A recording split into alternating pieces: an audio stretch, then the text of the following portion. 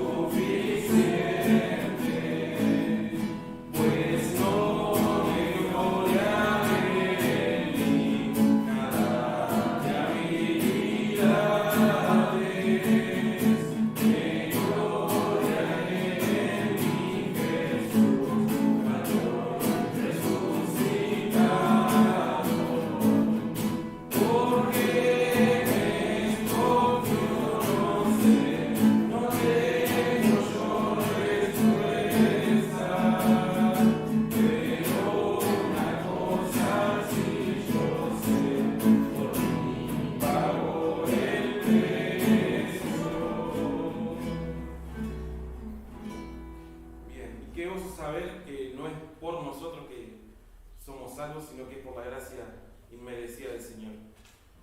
Vamos a pasar al siguiente coro. Por mucho tiempo busqué.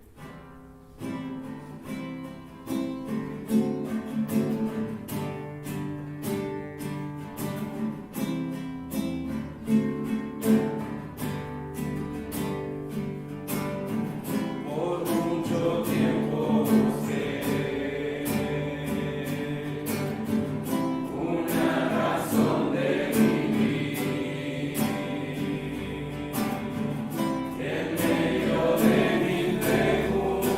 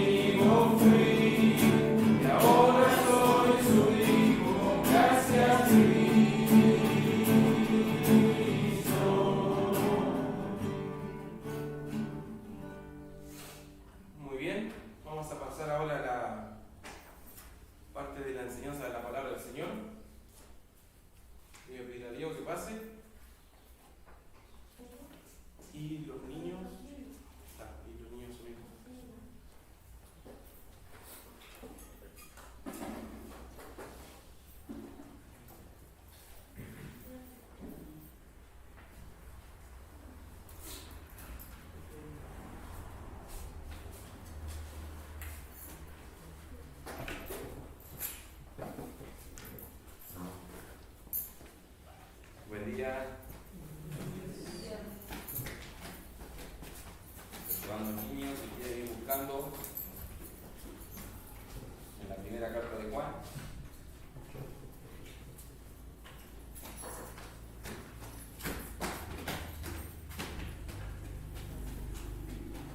Primera de Juan 5, versículo 13. Vamos a ver solamente un versículo, pero antes vamos a orar para empezar.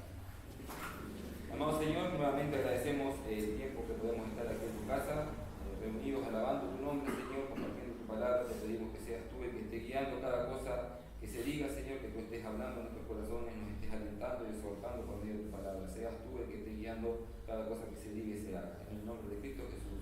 Amén. la certeza de tener vida eterna. 1 Juan 5:13. Dice así: estas cosas os he escrito a vosotros que creéis en el nombre del Hijo de Dios, para que sepáis que tenéis vida eterna y para que creáis en el nombre del Hijo de Dios. Venimos estudiando verso a verso esta epístola. Ya van varios domingos que estamos estudiando y llegamos hasta lo que viene a ser el propósito por el cual Juan escribe esta carta. Si bien también es el comienzo ya de la conclusión de la carta, habla del propósito. O sea, vendría a ser como el versículo más importante, porque todo lo que hemos estudiado tiene este propósito, ¿sí? La certeza de la vida eterna. Aunque podríamos decir que tiene un doble propósito, el propósito principal es la certeza de la vida eterna, ¿no?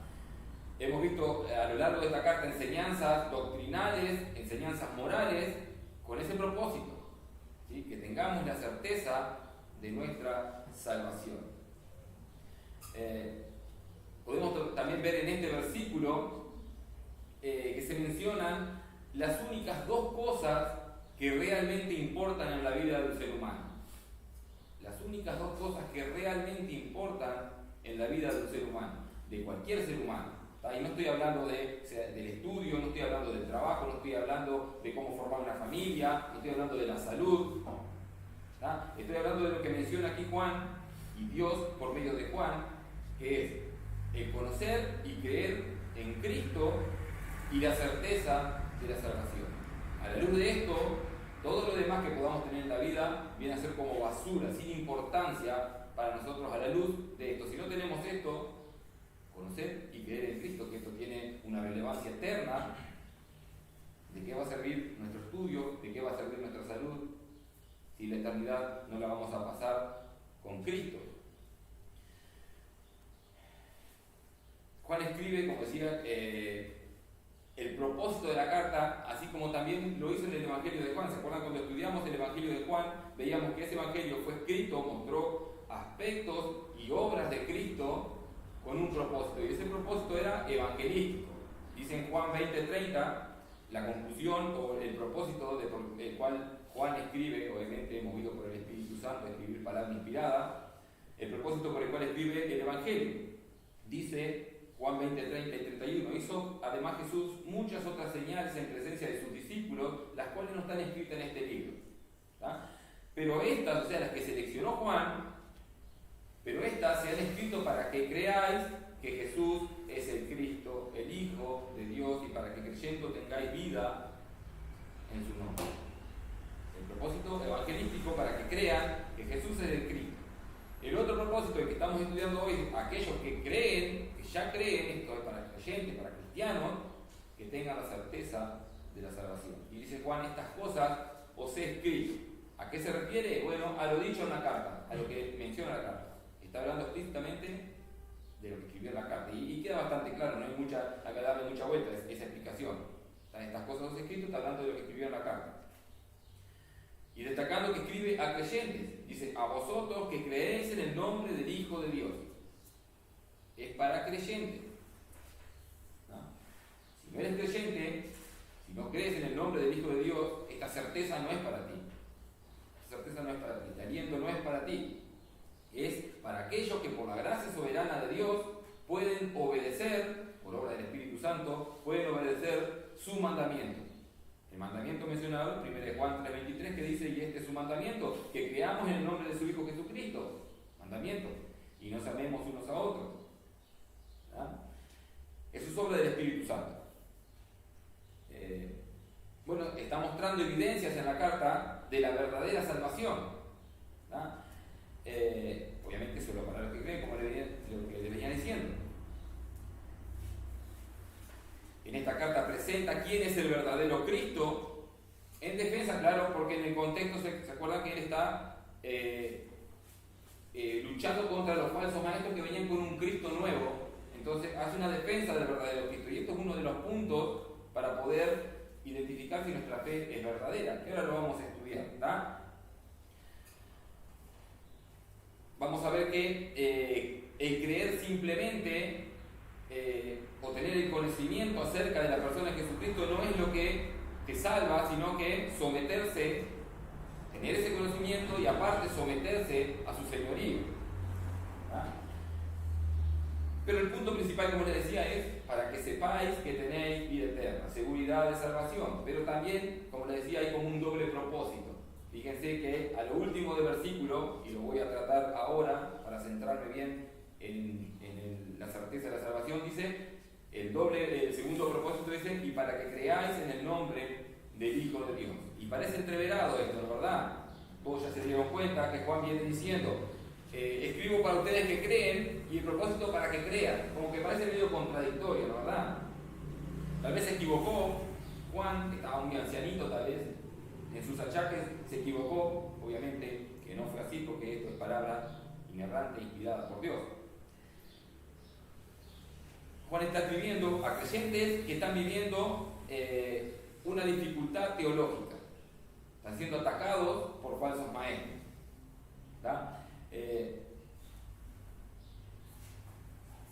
Y lo que la enseñanza de Juan a estos creyentes cristianos los lleva a crecer y a afirmarse en la verdadera fe. Es lo que estamos viendo, la defensa de la fe, la defensa del verdadero Cristo y la fe verdadera.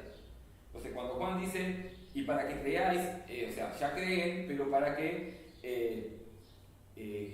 crezcan en la fe, para que confirmen la fe, para que fortalezcan la fe que ya tienen. Esto también para nosotros. El estudio de esta carta es para fortalecer nuestra fe, para confirmar, para crecer. ¿Tá? Recordemos, como les decía, que estos hermanos estaban siendo atacados con enseñanzas falsas.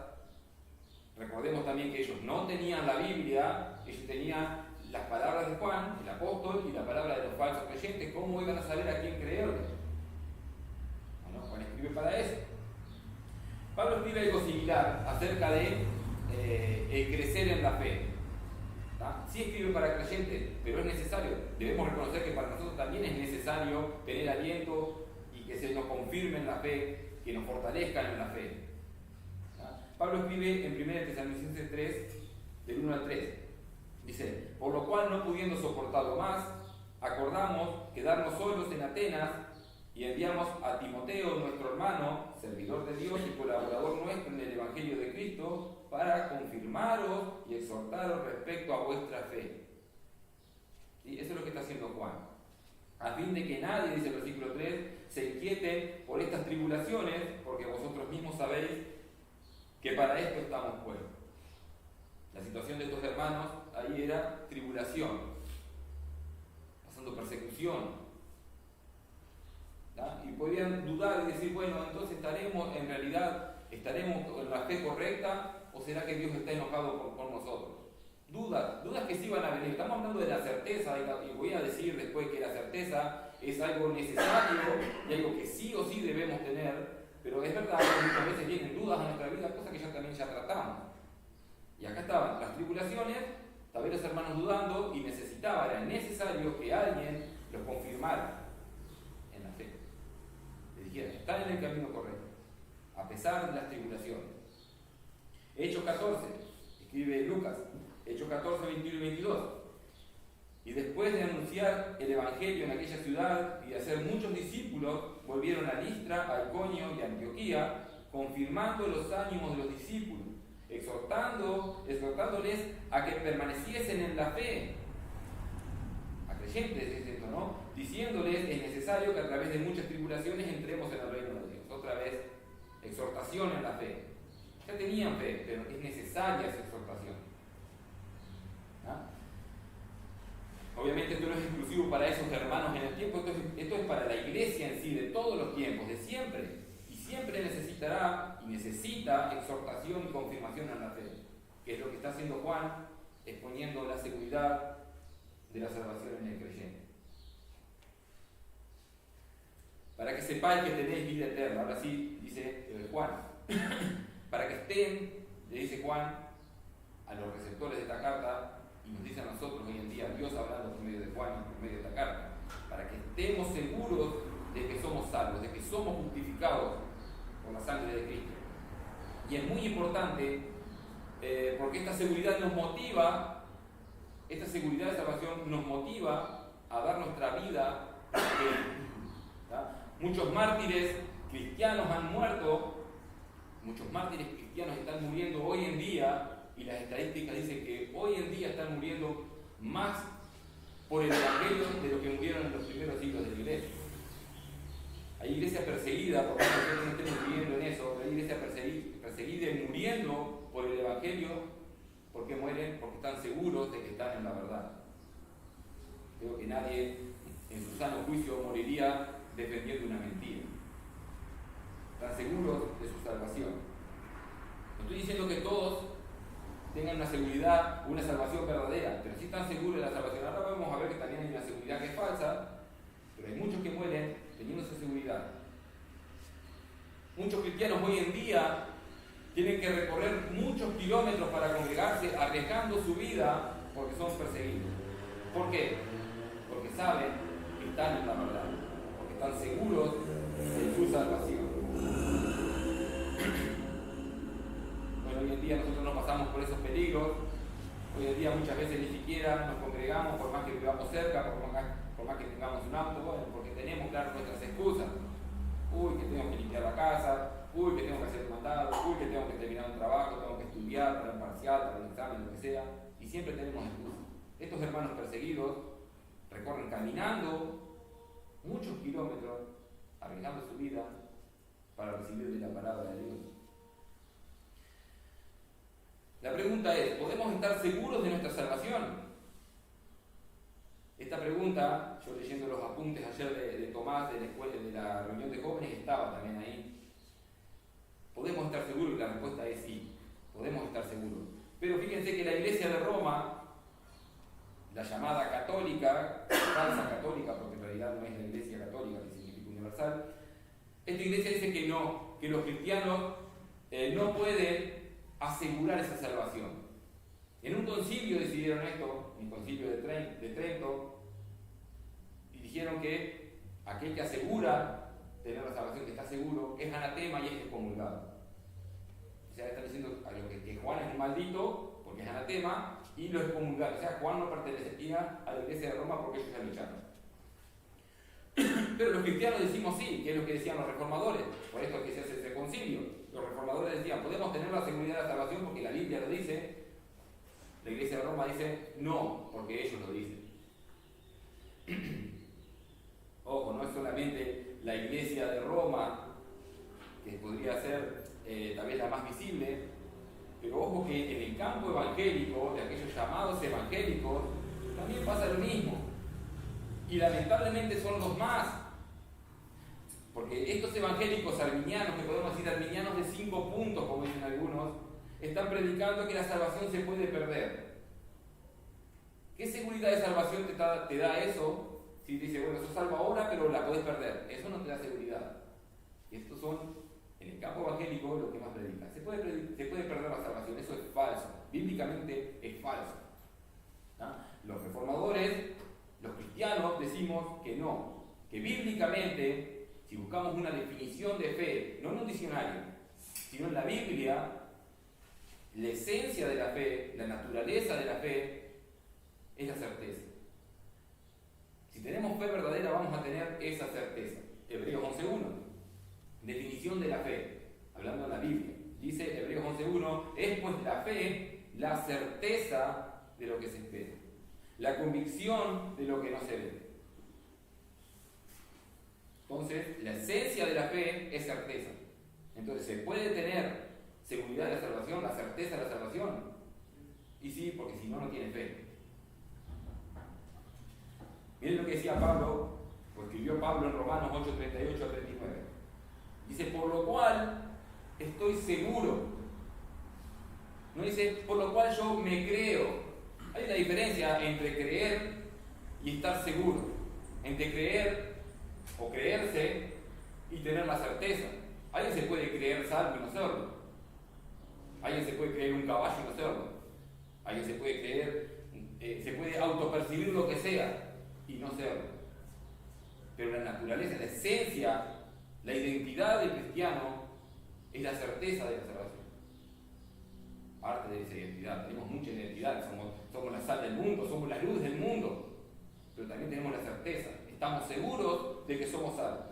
Por lo cual estoy seguro de que ni la muerte, ni la vida, ni ángeles, ni principados, dice Pablo, ni potestades, ni lo presente, ni lo porvenir, ni lo alto, ni lo profundo, ni ninguna otra cosa creada, de lo cual me está excluyendo a mí también, por lo cual cae el punto de estos arminianos que dice que tus pecados te pueden hacer perder la salvación. Ninguna cosa creada te va a hacer perder la salvación. Si la tienes, es segura en Cristo. Nos podrá separar del amor de Dios en Cristo Jesús, Señor nuestro. Y Pablo dice, estoy seguro. En el Antiguo Testamento, también la fe de los santos le daba la certeza de salvación. Vemos en Job 19, 25 y 26, miren lo que dice Job, que no tenía toda la revelación como la tenemos hoy en día, limitado en la revelación. Obviamente por obra del Espíritu Santo podía declarar esto. Job 19, 25 dice, y yo sé que mi Redentor vive. Nosotros podemos decir, yo sé que mi Redentor vive, tenemos más revelación que él. Cristo murió en la cruz y resucitó, mi Redentor vive. Job, ¿de dónde sacó esto? Obra del Espíritu Santo. Yo sé que mi Redentor vive y al fin se levantará sobre el polvo y después de desechar esta mi piel, en mi carne, he de ver a Dios. Hay certeza ahí, ¿no, verdad? No hay duda. No hay yo me percibo salvado. Es verdad. Si la pregunta es, ¿puede alguno ser salvo sin saber que lo es? Hay esa pregunta, ¿qué les parece? No me contesten, obviamente. ¿Puede alguno ser salvo pero sin saber que lo es, pensando que no es salvo? La respuesta es no. Porque no tiene fe, porque la fe es la certeza. No estoy diciendo que no vaya a haber dudas en nuestra vida, va a haber dudas. Y ya vimos eso, ¿está? Cuando dudemos, o que eso es pecado, y vamos a concluir casi con eso, no ahora, sino al final, vamos que la duda es pecado, el creyente generalmente, o el creyente no generalmente, sino sí o sí, va a mirar a la cruz de Cristo y automáticamente se va a arrepentir y va a saber que fuimos perdonados, que no depende de nuestros o pecados, porque probablemente la duda de nuestra salvación cae cuando o pecamos o cuando pasamos por momentos difíciles. ¿Será que Dios me está castigando que no me ama? ¿Será que ahora sí perdí la salvación porque pequé feo? Hay que mirar a Cristo pagando mis pecados allí en la cruz. Arrepentirnos de nuestros pecados, que eso significa dejar esos pecados. La fe es importante, esa certeza es importante porque nosotros predicamos que somos salvos por la fe y solo por la fe. Y esa fe es certeza y seguridad de salvación. Romanos 3:28 dice, concluimos pues que el hombre es justificado por fe sin las obras de la ley. Sin nada que hagas, la fe, esa certeza que tenemos de ser salvados. También escribe Pablo en Gálatas 2:16. Dice, sabiendo que el hombre no es justificado por las obras de la ley, sino por la fe de Jesucristo. Nosotros también hemos creído en Jesucristo para ser justificados por la fe de Cristo y no por las obras de la ley. Por cuanto por las obras de la ley nadie será justificado.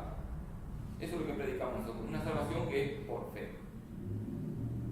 Por fe. Si bien también vimos el orden de esto, somos justificados y eso es lo que trae la fe. Bueno, ya vimos el orden ese en estudios anteriores, pero predicamos la salvación por fe, por esa certeza. ¿Tá? Debemos tener en claro cómo es la fe salvífica, debemos saber cómo es la fe salvífica, y ya vimos una definición, ¿sí? Porque esto no es decir yo tengo fe, bueno, yo declaro tener fe y ya está. Yo decreto que tengo fe, yo me autopercibo que tengo fe y bueno, y soy salvo por eso.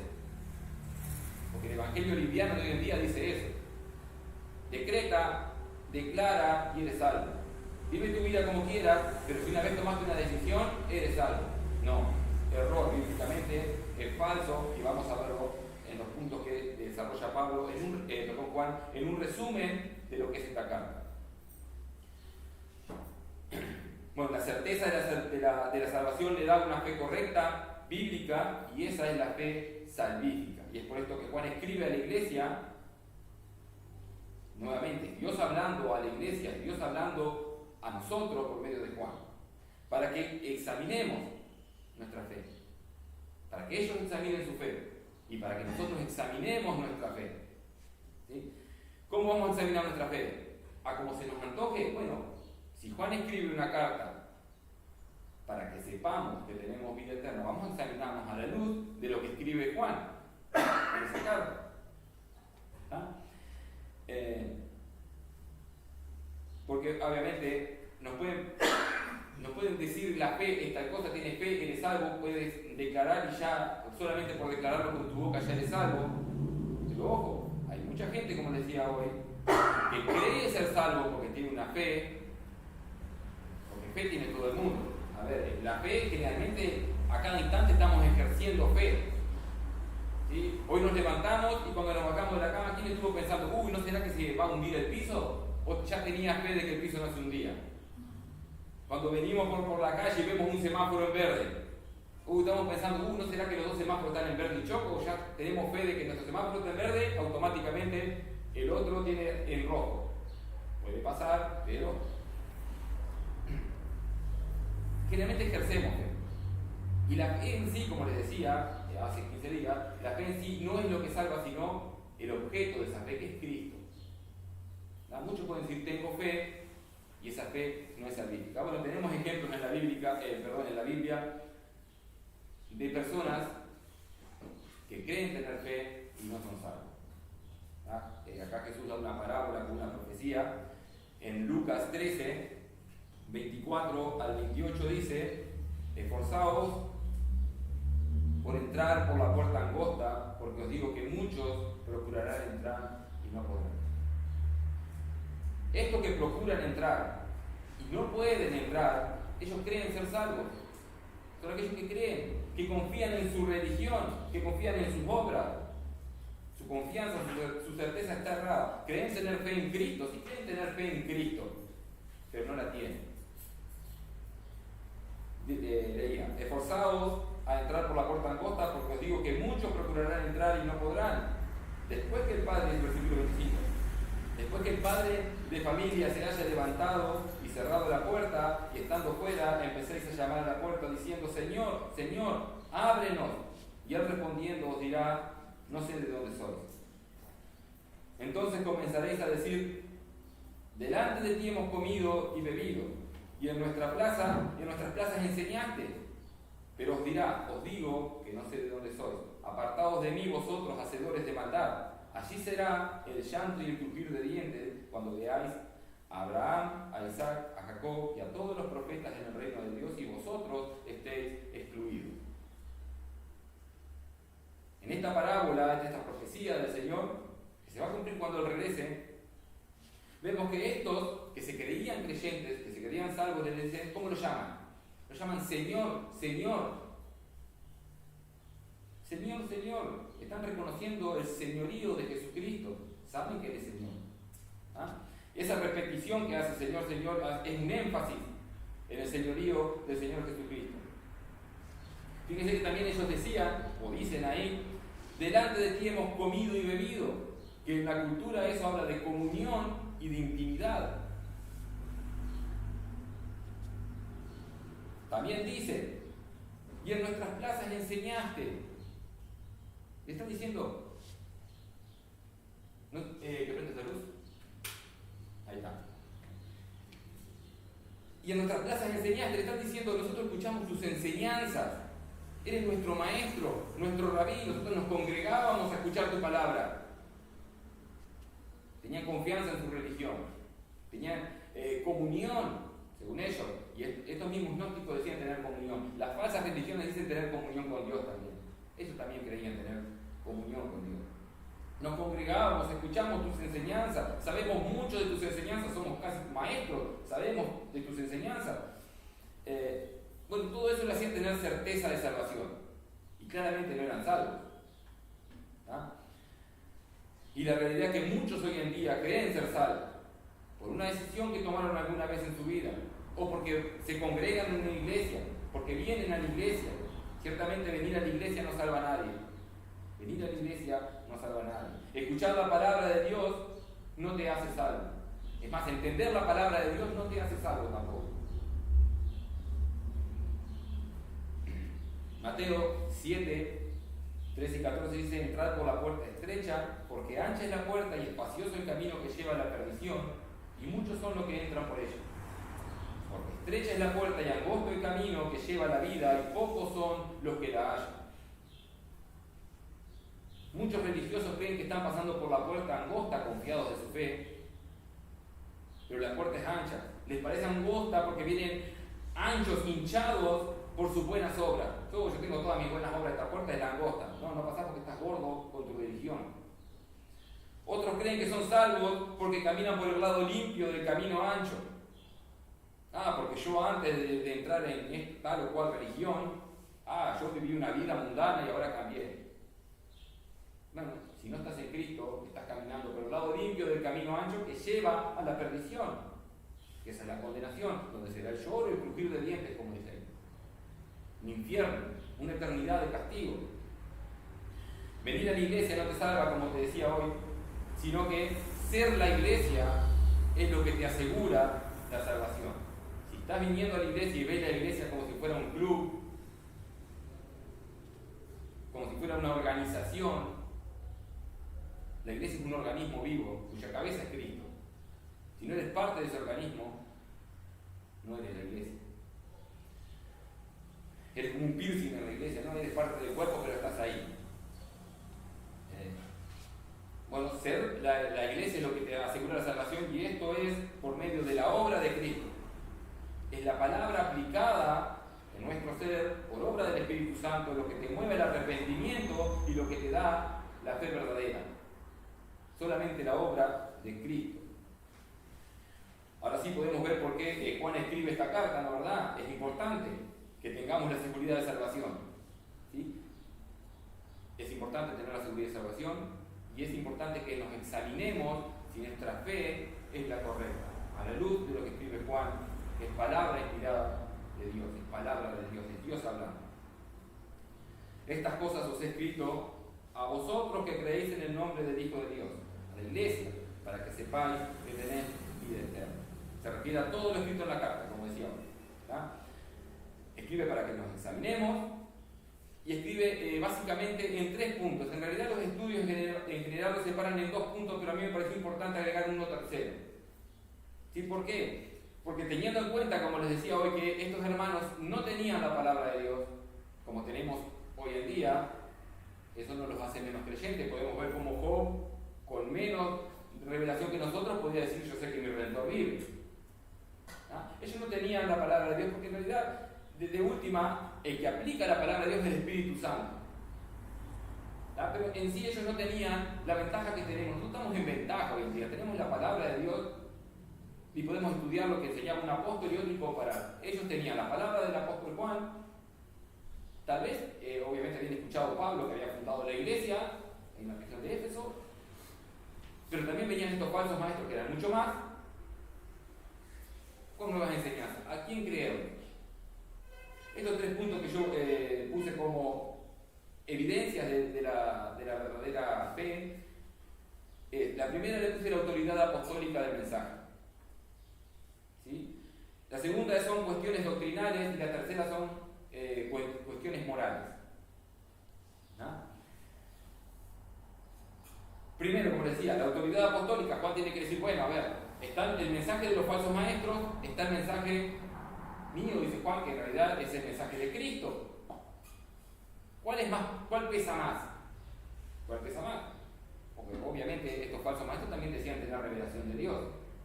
Un conocimiento especial, decían los gnósticos, que solamente fue revelado a nosotros, por el cual se llega a la salvación. Bueno, Juan hace una defensa de su autoridad apostólica. Él dice: bueno, ellos tendrán cualquier revelación. Bueno, yo viví con Jesucristo y Él me dio este mensaje, y el Espíritu Santo me lo recordó. Primero de Juan arranca la carta 1:1 al 3, dice lo que era desde el principio, lo que hemos oído, lo que hemos visto con nuestros ojos, lo que hemos contemplado y palparon nuestras manos, tocante al verbo de vida, porque la vida fue manifestada y la hemos visto y testificamos y os anunciamos la vida eterna, la cual estaba con el Padre y se nos manifestó. Lo que hemos visto y oído, eso os anunciamos. Fíjense, lo que anuncian ellos es verdadero porque vivieron con Jesús. tocaron, no sintieron voces del cielo, sino que ni revelaciones en sueños, sino que vivieron plenamente en el ministerio de Jesucristo, escuchando su palabra y sus enseñanzas. Lo que hemos visto y oímos, eso os anunciamos para que también vosotros tengáis comunión con nosotros, y nuestra comunión verdaderamente es con el Padre y con su Hijo Jesucristo. Esta autoridad es dada por Jesús mismo a los apóstoles, los que predicaron el mensaje recibido directamente de Cristo. En Juan 14:26 dice: mas el Consolador, le está hablando a los apóstoles ahí, mas el Consolador, el Espíritu Santo, a quien el Padre enviará en mi nombre, Él os enseñará todas las cosas y os recordará todo lo que yo os he dicho. Ahora el Espíritu Santo a los apóstoles era llevar el mensaje directo de Jesucristo. Y la iglesia es fundada sobre esas enseñanzas de los apóstoles. Efesios 2, 19 y 20, así que ya no sois extranjeros ni advenedizos, sino conciudadanos de los santos y miembros de la familia de Dios, edificados sobre el fundamento de ¿qué? De los apóstoles, no de los soñadores, no de los nuevos, de las nuevas revelaciones. El fundamento de los apóstoles que enseñan lo que era desde el principio, dice Juan.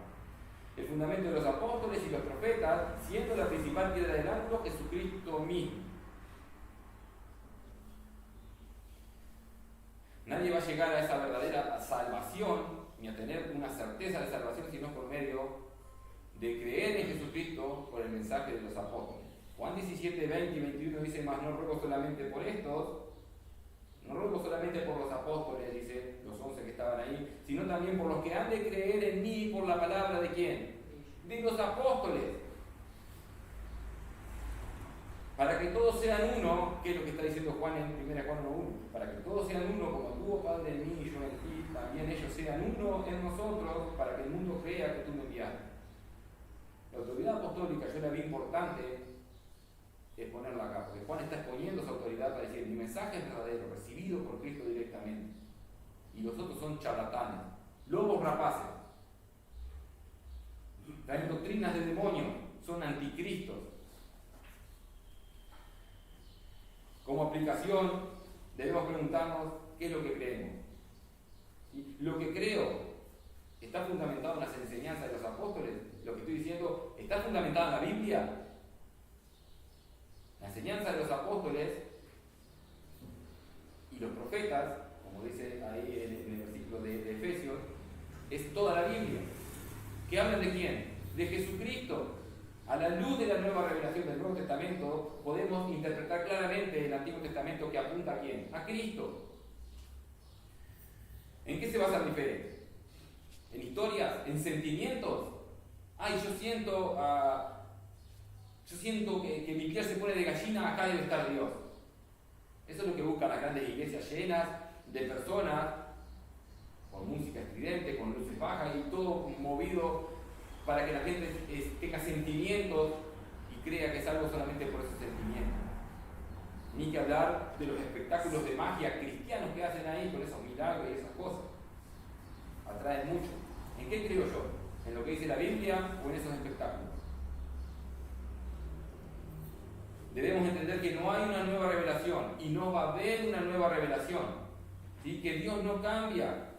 Dios siempre salvó, salva y salvará a su pueblo de la misma manera, por la sangre del Señor Jesucristo.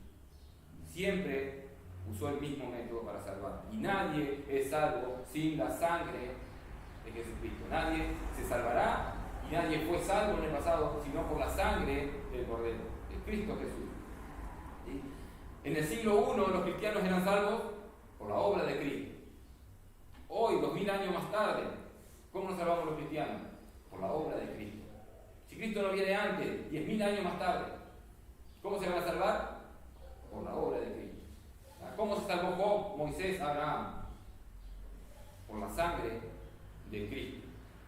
Génesis 15, 6 dice: y creyó a Jehová y le fue contado por justicia, hablando de Abraham. ¿En qué creyó? ¿En esa promesa de la descendencia? No, en la promesa del Salvador. Juan 8:56 dice Jesús: Abraham, vuestro padre, se gozó de que había de ver mi día. Esa es la fe, que iba a ver al Salvador. Y lo vio, dice, y se gozó. ¿Cómo lo vio? Eso es por la fe, la certeza de que la palabra de Dios, la promesa de Dios es verdadera. Bueno, analizando los escritos de Juan, con este propósito de que sepamos que tenemos vida eterna, vamos a las cuestiones doctrinales que él expone en esta carta. Un breve resumen de las cuestiones doctrinales que habla Juan, que debemos creerlas sí o sí, para decir que estoy en la fe correcta. ¿Qué es lo que enseña Juan acerca de Cristo y de Dios? De Dios Padre, ¿sí? Porque lo que creas de Cristo es lo que es tu fe. ¿Sí? La fe verdadera afirma estas verdades doctrinales, son verdades fundamentales acerca de Cristo. Por eso es importante. ¿No? Como les decía, la fe no salva a nadie, sino que el objeto de esa fe, que es Cristo Jesús, es lo que sale. La obra de Cristo es la que sale. Y la fe en ese Cristo y en la obra de Cristo. ¿Sí? Entonces, si vamos a tener fe verdadera, vamos a examinarnos a ver si tenemos esa fe verdadera, es el producto de la justificación por gracia, entonces hay que tener fe en Cristo, en el Cristo verdadero, en el que Juan expone, y no en el que Juan está desmintiendo esto presentado por los falsos maestros. Jesús mismo dijo en Juan 8:24, por eso os dije que moriréis en vuestros pecados. ¿Por qué? Porque si no creéis que yo soy, dice Jesús, en vuestros pecados moriréis. Y morir en los pecados es condenación, porque la paga del pecado es muerte. Si no creéis en mí, que yo soy, dice Jesús, y eso yo soy, se acuerdan que tiene una relevancia de decir, bueno, yo soy Dios, el yo soy del Antiguo Testamento es el mismo, es Dios que vino a salvar a su pueblo prometido ahí en el Antiguo Testamento. Bueno, ¿qué dice Juan acerca de Dios? Dice que Dios es santo, dice que al ser Dios santo, el pecador no puede tener comunión con Dios, imposible. ¿Sí? Hay una brecha entre Dios y el hombre, hay un abismo que lo separa al hombre y a Dios. Y ese abismo, esa brecha, es el pecado. Eso es lo que dice. No se puede juntar Dios con el pecado, se puede amalgamar. Dice Juan, en 1 Juan 1, del 5 al 6, dice, este es el mensaje que hemos oído de él y os anunciamos. Dios es luz y no hay ninguna tinieblas en él. Si decimos que tenemos comunión con él y andamos en tinieblas, mentimos y no practicamos la verdad. No se puede amalgamar lo santo con lo pecador. Dios es santo y estamos separados por nuestro pecado. Es puro, Dios es luz. ¿No? Dios no tiene comunión con aquello que tiene pecados. Y el hombre natural no es luz. El hombre natural no es luz. El hombre natural aborrece la luz, huye de la luz, odia ser reprendido, odia que le digan que lo que está haciendo está mal y que ofende a Dios. Juan 3, 19 al 20. Y esta es la condenación, dice Jesús. Y esta es la condenación, que la luz vino al mundo y los hombres amaron más las tinieblas que la luz, porque sus obras eran malas. 20. Porque todo aquel que hace lo malo, ¿y quién sería todo aquel que hace lo malo? Sino toda la humanidad. Porque todo aquel que hace lo malo aborrece la luz y no viene a la luz para que sus obras no sean reprendidas. El hombre natural huye de la luz. Y leíamos, no sé si lo leíamos, pero en 1 Juan 1:10 dice, si decimos que no hemos pecado, si algún hombre dice yo no he pecado, dice, le hacemos a él mentiroso. Entonces cuando leemos Juan 3:20 dice, porque todo aquel que hace lo malo, debemos incluir a toda la humanidad. Porque si hay alguno que dice que no está incluido ahí, que dice yo no soy malo, 1 Juan 1:10 dice, si decimos que no hemos pecado, le hacemos a él mentiroso. O sea, Dios miente y su palabra no está en nosotros. Pero en Cristo podemos tener esa comunión con la luz. Eso es lo que enseña Juan en su carta también. Y lo que debemos creer. En 1 Juan 1:3 dice, lo que hemos visto y oído, eso os anunciamos para que también vosotros tengáis comunión con nosotros. O sea, sí se puede haber comunión. Dios es luz. Y hay una brecha entre Dios y el hombre. El hombre no puede salvar esa brecha, pero sí hay una posibilidad. Dios pudo salvar ese abismo, para que tengáis comunión con nosotros y nuestra comunión verdaderamente con el Padre y con su Hijo Jesucristo. Jesucristo es Dios que vino a salvar a su pueblo. Eso es lo que está diciendo Juan, lo que está enseñando Juan en su carta. Juan dice y defiende que Jesús es verdaderamente hombre y verdaderamente Dios. Atacados obviamente por este gnosticismo incipiente que decía Jesús era el hombre, el Cristo lo poseyó ahí en el bautismo, pero eran dos personas distintas. Y Juan dice, no. Juan dice, Jesús era hombre, Jesús era Dios, 100% hombre, 100% Dios. Primera de Juan 4:2 dice, en esto conocer el Espíritu de Dios. Todo espíritu que confiesa que Jesucristo ha venido en carne es de Dios. Que Jesucristo es hombre de carne y hueso, fue hombre de carne y hueso, es de Dios. Pero en 1 Juan 5:20 dice, pero sabemos que el Hijo de Dios ha venido y nos ha dado entendimiento para conocer las cosas, para conocer al que es verdadero. Y estamos en el verdadero, en su Hijo Jesucristo. Este es verdadero Dios y la vida eterna. ¿Quién es verdadero Dios y la vida eterna? Anteriormente, ¿de quién está hablando? De Jesucristo. Juan mismo dice, en la misma carta que estamos estudiando, Jesús era hombre, ha venido en carne. Jesucristo es verdadero Dios. Es el verdadero Dios y la vida eterna. No creer esto es no tener esa fe salvífica. Entonces no tengas certeza de tu salvación. Si no crees esto, directamente no tengas certeza de salvación porque no la tienes. La fe salvífica esto es doctrina fundamental del cristianismo. Si Jesucristo no era Dios, nunca podría haber satisfecho la ira de Dios. ¿Tá? Solo un ser con justicia infinita podría satisfacer la ira de un Dios infinitamente justo. El único que no tiene pecado es Dios. Así que Jesucristo tenía que ser Dios, porque es el único sin pecado. Si Jesús no hubiese sido Dios, entonces hubiese muerto con sus pecados allí en la cruz de Calvario. Y eso no nos da esperanza a nosotros. El no creer que Jesús es Dios es no ser salvo. Y también el no creer que Jesús se hizo hombre es no ser salvo. ¿Verdad? Porque Jesús, hombre, fue el sustituto ¿por quién? Por los hombres. Él es el mediador entre Dios y el hombre, el único mediador entre Dios y el hombre. Jesucristo hombre, dice en primera de Timoteo 2:5. Porque hay un solo Dios y un solo mediador entre Dios y los hombres, ¿quién? Jesucristo, hombre. Y en Hebreos 2:16 y 17 dice, porque ciertamente no socorrió a los ángeles, sino que socorrió a la descendencia de Abraham, aquella que prometió a Abraham, en la cual creyó por fe, sino que socorrió a la descendencia de Abraham, por lo cual debía ser obligatoriamente, debía ser en todo semejante a sus hermanos.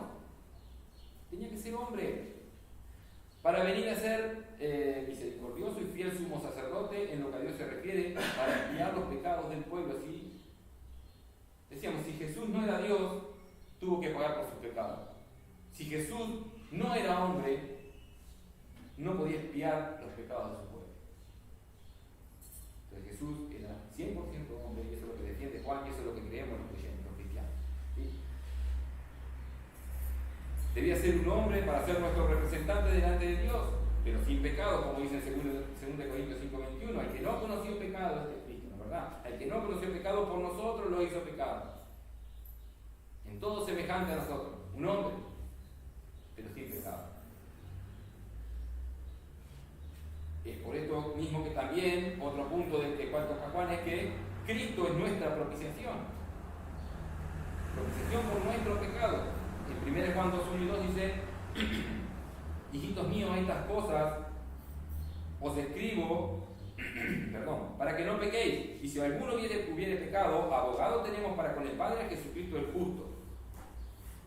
Y Él, o sea, Jesucristo el justo, y Él es la propiciación por nuestros pecados, y no solamente por los nuestros, sino también por los de todo el mundo.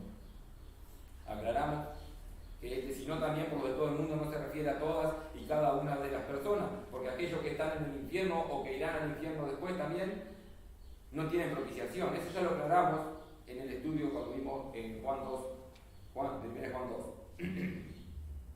Ahora, Jesucristo es el sacrificio que satisface la ira de Dios.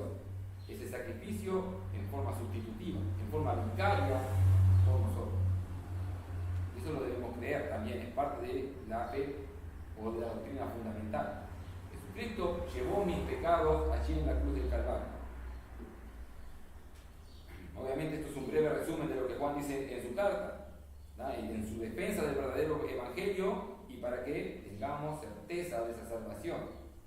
Pero no creer estos fundamentos, básicamente te está diciendo no eres cristiano. No creer estos fundamentos dice no eres cristiano. ¿No? Pero también, ojo, creerlos no te hacen salvo. Entonces, al final nada. Bueno, creerlo no te hace salvo. Puedes creer que Dios es luz, puedes estar seguro que, es más, puedes estar seguro que Dios es luz. Puedes estar seguro que el hombre no se puede acercar a Dios. Eso tampoco te va a hacer salvo, aunque es una verdad. ¿No? Que nuestros méritos nunca te van a hacer salvar esa brecha entre Dios y el hombre. Solo puedes estar seguro de que es así y eso tampoco te hace salvo. ¿No? Puedes creer que en Jesucristo podemos tener comunión con el Padre. Sí, puedes creer que Jesucristo es verdadero Dios y verdadero hombre. Puedes creer que Jesucristo es la propiciación por los pecados y no ser salvo. Puedes tener todo ese conocimiento y no ser salvo. Si no crees esto, pero obviamente, si no crees esto, no eres salvo. Pero si lo crees, no te haces salvo automáticamente. Estas verdades deben causar un cambio en tu vida, que son los puntos morales que vamos a ver. Es saber esto, entender esto, pero eso debe causar un cambio en tu vida. ¿No? Debe llevar a someterte al señorío del Señor Jesucristo. Si no, no. Puedes saberlo y decir, no me importa, no quiero someterme al señorío de Jesucristo.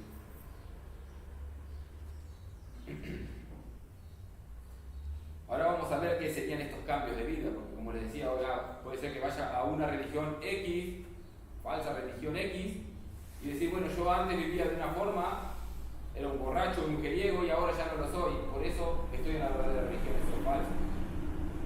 No es un cambio de vida en lo que dejo de hacer y cómo me comporto tal cual en lo moral, sino que es un cambio de propósito en mi vida. Vamos a repetir eso. Los fundamentos morales, los fundamentos morales, esto es la aplicación o aplicar la palabra de Dios y vivir la palabra de Dios. No solamente entenderla, sino vivirla. No ser oidores, sino hacedores. ¿Verdad? Aclarando, ser salvo no es cambiar el estilo de vida. Esto es lo que le estaba diciendo hoy. No es cambiar el estilo de vida, aunque sí tiene esa consecuencia, no es eso. ¿Tá? No es dejar lo que antes hacía y ahora cambié. Si es consecuencia de eso, la salvación no es un cambio de comportamiento, sino un cambio de propósito. Antes vivía para mí, para mi placer, para mi bienestar, para mi comodidad. Ahora vivo para glorificar a mi Dios. Aquel que me amó, no por lo bueno que soy, sino a pesar de lo que soy. ¿Tá? Y se entregó por mí, a pesar de que era su enemigo, como cantábamos hoy. Ahora, si dices que crees, debes examinarte y ver si tienes evidencias de esta vida cambiada. Si no tienes estas evidencias de vida cambiada, no eres salvo. Porque este cambio de propósito, ahora quiere glorificar a Dios, se tiene que evidenciar por un cambio de comportamiento claramente. ¿Tá? No por tu esfuerzo, no va a ser un esfuerzo tuyo, sino que es porque ahora eres nacido de Dios. En 1 Juan 5.1 dice, todo aquel que cree que Jesús es el Cristo es nacido de Dios. Y todo aquel que ama al que engendró, ama también al que ha sido engendrado por él. Si eres nacido de Dios, vas a creer estas verdades y te vas a someter y vas a buscar glorificar a Dios en cada cosa que hagas. Examínate, ¿has nacido de nuevo? ¿El propósito de tu vida ha cambiado desde que conociste el Evangelio? ¿O tienes el mismo propósito? Yo. Egoísmo. Si no hay algún cambio, no eres salvo. Lo mismo sucede en forma inversa. Si has cambiado moralmente tu vida, ¿sí? Vives distinto a lo que vivías antes, pero no crees las verdades antes expuestas acerca de la persona de Jesucristo y de quién es Dios, tampoco eres salvo. ¿Tá? Vamos con estas evidencias morales. cambio de propósito que se evidencian por cambios en el comportamiento moral. Actitud frente al pecado. ¿Qué dice Juan en su carta? En la actitud frente al pecado. Si eres nacido de Dios, el pecado te duele, te das cuenta que el pecado ofende a Dios, a tu Señor, y te arrepientes. No tratas de ocultar ni de justificar tu pecado. Eso es fácil. Yo pequé, pero pequé porque aquel, o porque lo necesitaba, o porque tal cosa. La actitud frente al pecado es, si pecaste, ofendiste a Dios, eso te duele y te debe llevar a arrepentirte. Esto es dejar ese pecado. Dejarlo, no justificarlo. 1 Juan 1:8 al 10. Si decimos que no tenemos pecado, nos engañamos a nosotros mismos y la verdad de Dios y la verdad no está en nosotros. Si confesamos nuestro pecado, Él es fiel y justo para perdonar nuestros pecados y limpiarnos de toda maldad. Si decimos que no hemos pecado, le hacemos al mentiroso y su palabra no está en nosotros. Claramente. Esa es la actitud frente al pecado. Arrepentirnos. Nos duele, sabemos que estamos ofendiendo a Dios con el pecado. Claro que Juan no está hablando de perfección. No está hablando de perfección en la santidad de este lado de la gloria. Pero sí el Hijo verdadero, el nacido de Dios, sí busca esa perfección. ¿Tá? No somos perfectos, pero anhelamos esa perfección. Anhelamos no pecar. ¿Te duele tu pecado? ¿Te duele o te ofende el pecado de otro? No porque te ofenda a ti, sino porque sabes que está ofendiendo a Dios. O te deleitas en el pecado. O te ríes del pecado. ¿Te causa gracia los chistes que hablan de pecado? Porque ese pecado llevó a Cristo a la cruz. Otra evidencia, conocer la verdad. La evidencia de salvación es la obra del Espíritu Santo que te lleva a anhelar conocer la verdad revelada por Dios. ¿Para qué? Bueno, para obedecer sus mandamientos. Para ver la revelación de quién es Dios y para obedecer sus mandamientos. En 1 Juan 2, 20 y 21 dice: pero vosotros tenéis la unción del Santo, ese es el Espíritu Santo, y conocéis todas las cosas. No os he escrito como si ignoraseis la verdad, sino porque la conocéis y porque ninguna mentira procede de la verdad. El verdadero creyente, el nacido de Dios, tiene el Espíritu Santo, que le guía a conocer la verdad de la palabra de Dios. Busca la guía de Dios en la palabra de Dios y predica la palabra de Dios. Si al leer la palabra, si al leer la Biblia, no entiendes nada, pero nada de nada, aunque debemos reconocer que hay cosas difíciles, pero si no entiendes las verdades fundamentales, lo esencial del Evangelio, revelado allí en su palabra, es muy probable que ni salvo seas, porque si tienes el Espíritu, aunque sean las verdades básicas, las vas a entender y vas a ir creciendo en ese conocimiento. No puede ser que leas la Biblia y no entiendas nada de lo que dice, y si tienes el Espíritu Santo.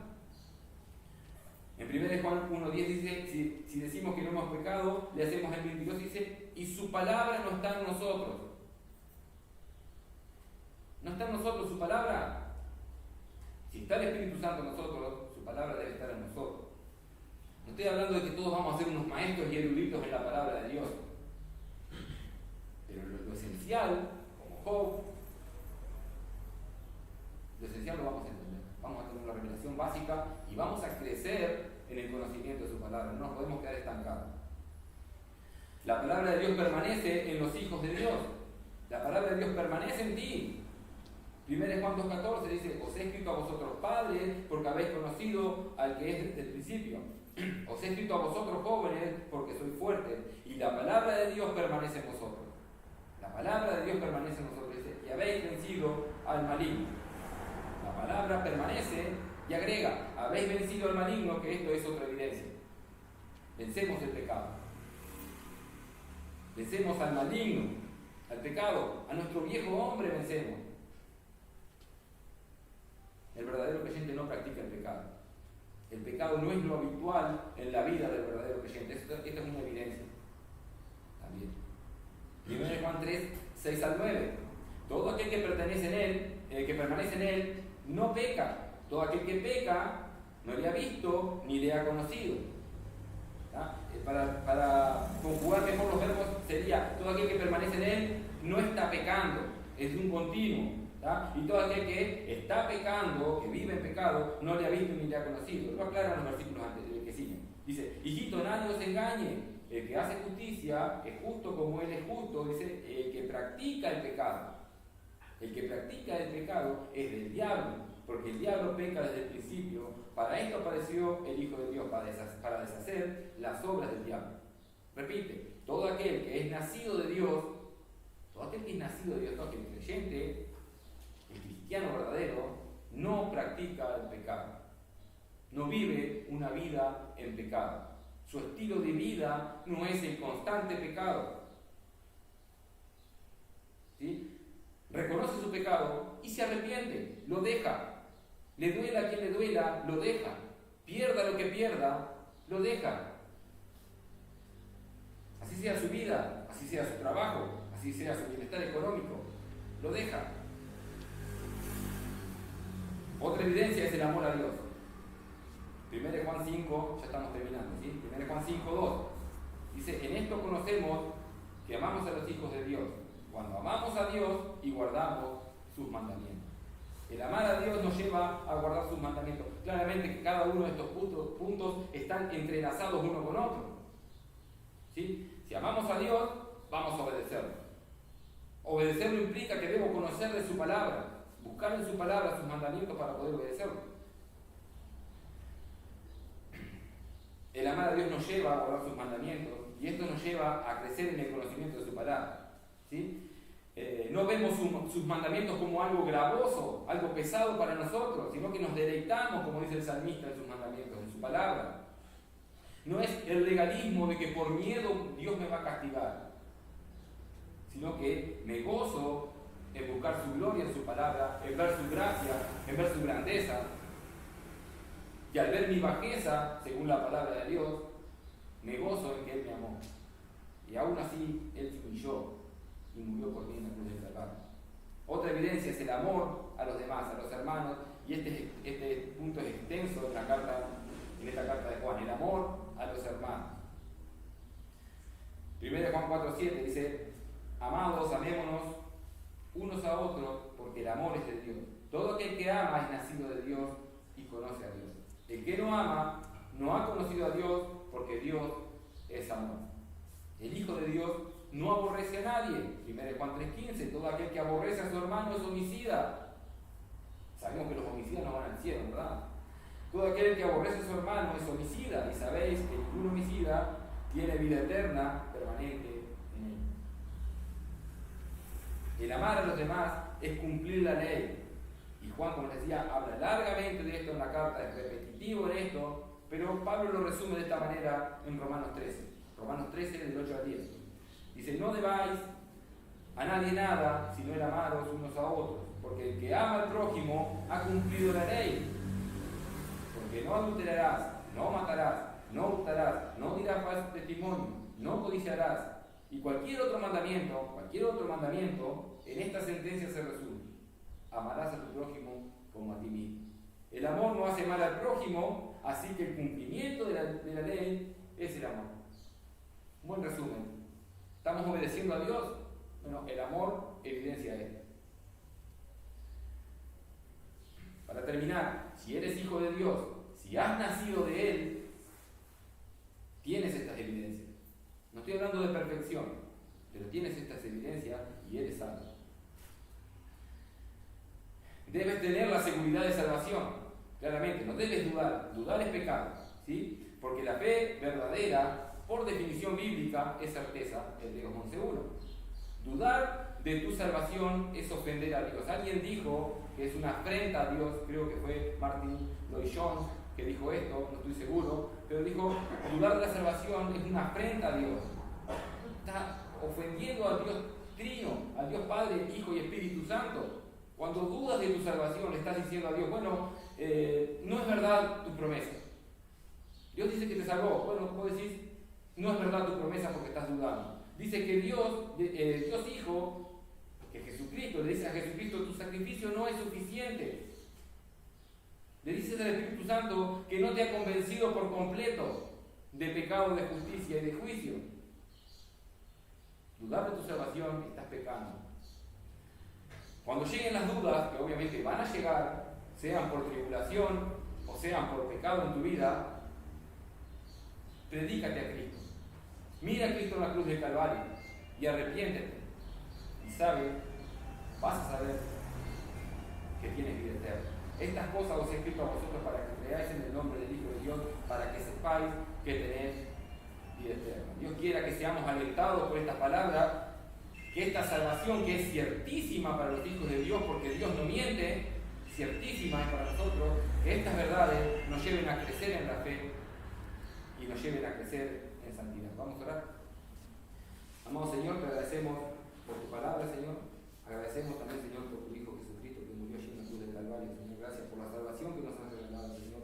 Reconocemos que es todo por gracia, Señor, que no merecemos esta salvación tan grande que nos has dado, Señor. Te pedimos que podamos crecer en ella y que podamos ser luz a los demás, predicando esta salvación, predicando a Cristo, Señor, llevando a las almas perdidas el mensaje del Evangelio. Úsanos, Señor, que seamos valientes, que podamos poner nuestras vidas, Señor, por tu Evangelio. En el nombre de Cristo Jesús. Bien, vamos a dar por terminado. Recordemos las reuniones de la iglesia el miércoles, reunión de oración que todavía no son presenciales, aunque el pastor anunció que pronto iban a ser, siguen siendo virtuales, él va a subir el mensaje. El sábado los jóvenes y adolescentes y el domingo nuevamente aquí. No se olviden de estar orando por el pastor que tiene la reunión esta tarde y creo que ahora de mañana también tienen una reunión. Bueno, oremos por ello para que Dios les esté usando. ¿Están despedidos?